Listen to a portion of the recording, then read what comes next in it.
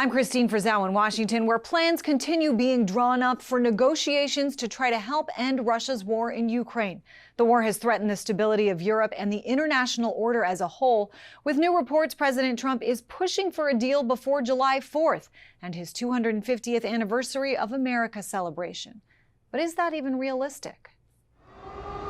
It was a war many predicted would only last a week or two, with Russia expected to conquer Ukraine and retake the country, 17 years after President Vladimir Putin called the collapse of the Soviet Union the greatest geopolitical disaster of the century. Please continue to defend the European way of life. Please support Ukraine. Please support our diplomacy for peace. As many as 325,000 Russians and 140,000 Ukrainians have been killed, according to the Center for Strategic and International Studies. The United States and Europe at first pledged unwavering support with money, weapons, and a sanctions strategy targeting Russian oil. But with China and India picking up the slack, Russia is reportedly exporting more oil today than it was when the war began. And while he did reach a minerals and investment deal with President Volodymyr Zelenskyy last year, President Donald Trump has largely scaled back support for Ukraine.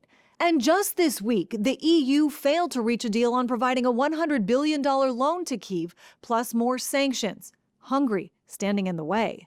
It is imperative that Ukraine continues to get the military, financial and humanitarian aid it needs to enable Ukraine to defend itself against Russian terror from the skies and to hold the front lines. Those front lines have shifted over time, with Russia insisting any future deal include land it's already seized and the entirety of Donetsk, part of which Ukrainian troops still control, though some experts argue the battle over territory is only one barrier to compromise. This is not a territorial war. This is really an ideological war in which Putin is trying to ensure he controls Ukraine, that Ukraine is part of Russia's spheres of interest. Here in Washington, there are reports President Trump is pushing for a Russia-Ukraine peace deal to be reached by July 4th, in time for America's 250th anniversary celebration, as multiple rounds of negotiation have already occurred